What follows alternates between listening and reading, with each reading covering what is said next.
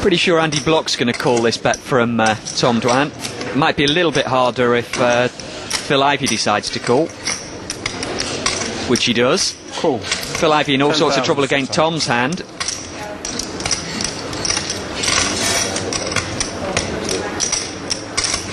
Andy's probably reading Phil for a big heart.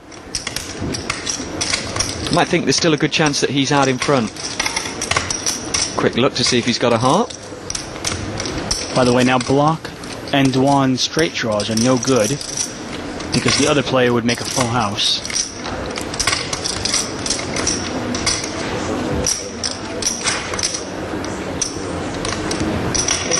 Oh, he calls as well. All three of them are going to see the river.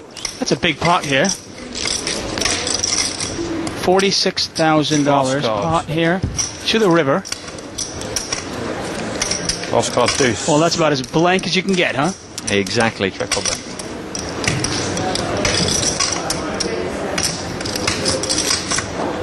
You can bet that Andy Block is hoping this goes to showdown. Doesn't want him to put any more money in the pot. Check. Check from Tom.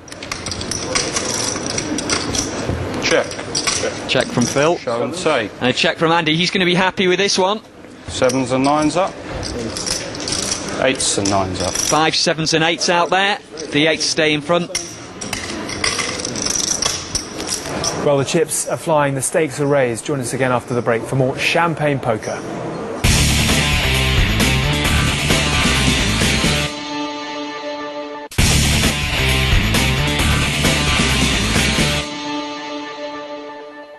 There are some cool heads gambling some big pots here at the FullTiltPoker.net $1 million cash game. So let's hand you straight back to your commentators, Gary Jones and David Tuckman. Ivy probably had like ace-jack. Chris Jesus Ferguson first to act.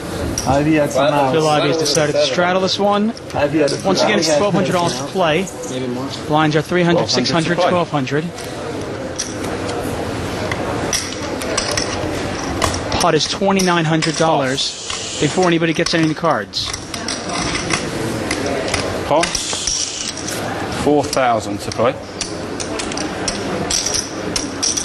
Oh, and this could be some action. Cool. The ladies for Andy Block. Mike Mattisau, he's got the hooks. Pass. Cool. And Phil Ivey calling with 8-9. So Queens, Jacks and 8-9. You can't have a party without Phil Ivey. To the flop. Oh, and that could definitely be dangerous. Now, 3 spades there. Check. Also a straight draw for Phil, but yes, the black jack from Mattisau might mean he's going to push this one a little bit hard. And you can see the percentages. Cool. Block ahead, but he can't love the flop, can he? Well, it's not a bad flop for pocket queens. The 3 spades are obviously going to scare him, but as long as another one doesn't come down, he's probably going to play it like it's the best hand right now. Mike using his position, using his information. You know that Andy Block's not likely to power one through without anything, and that's a good card for Mike Mattisau. Check. And of course a bad card for the action. Yeah, I can't imagine Andy Block wanting to stick any more money in this pot. And I like the check here from Mattisau, I really do. 8. Most definitely. He's not going to get a caller by a hand he can beat.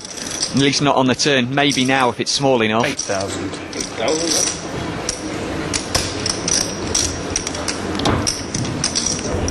Man, this is...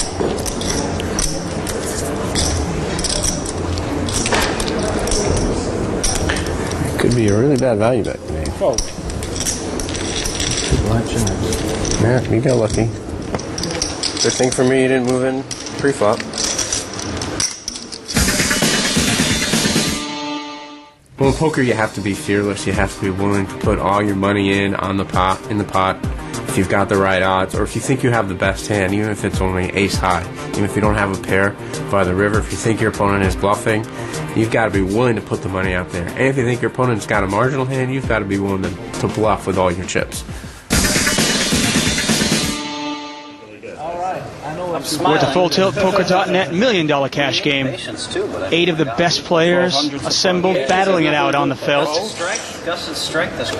$2 million on the table. Patrick Antonius has decided to straddle. Action over to Mike the Mouth. There's a real good chance he never saw the 9-10 offsuit once. That he saw the Jack 4 Queen 3 almost every hand. 1200 to play. 100 times and it comes up tails every time. It's possible. I mean, David Benjamin, such a creative player, isn't he?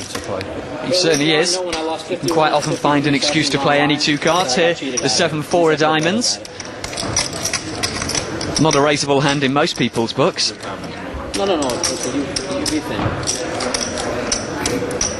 Oh, sorry.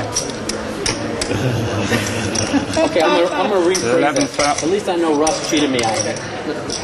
There you go. Looks like a re-raise from Tom Durdwan. No, I don't want to throw it at you. Fold.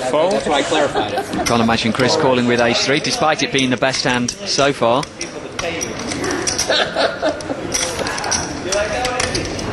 Queen Jack for Patrick Antonius. It'd probably have called David Benjamin's raise, but maybe not a re-raise. No, he throws that one away.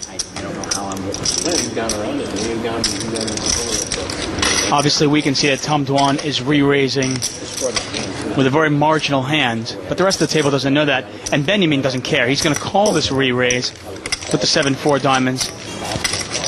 These two have history, don't they? They certainly do. They played an awful lot together online. Well, there's a little bit there for both players. Oh, it's a monster flop for Benjamin. He's flopped bottom pair with the flush draw.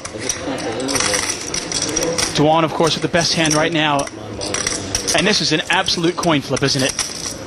It certainly is. But the thing is, David Benjamin probably feels like he can push his hand more than Tom. So if he puts a lot of heat on Dirt, well, it's gone check. He's probably going to be thankful he did that, Tom. He's now going to get a bet from David Benjamin. There was a nice pot controlling check there on the flop. Exactly. He might get a bet here from David Benjamin. And he's a much better favourite now.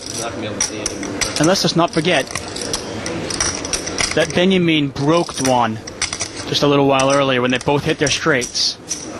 But of course, Benjamin's was higher. 18. And it's an $18,000 bet from Benjamin.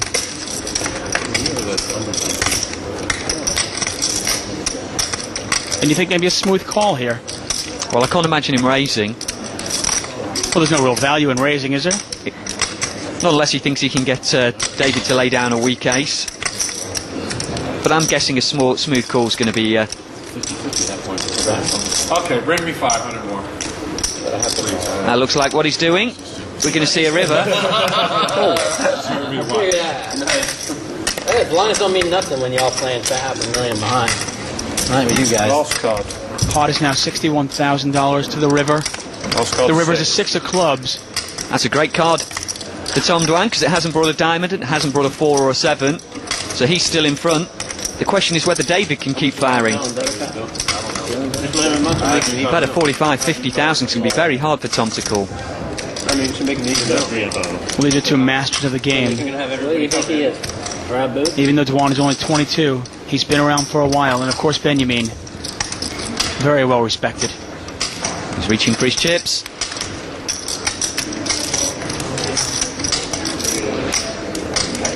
Well, Benjamin's put some of his children in the pot.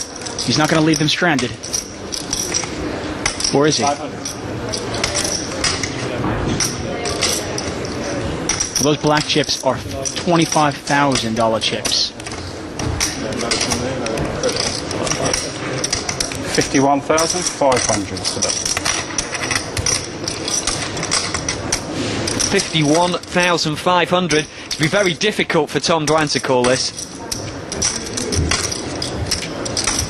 Well, Benjamin is a master of making his bluffs and his value bets look exactly the same.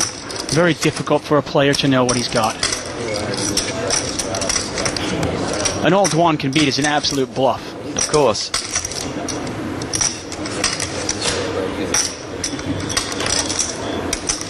$112,000. This is real money.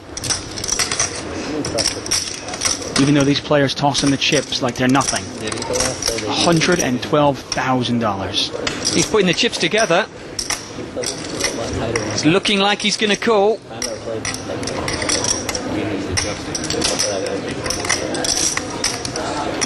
He knows he's got me on the left one. Well, we've seen him make huge laydowns. Can he make a huge call?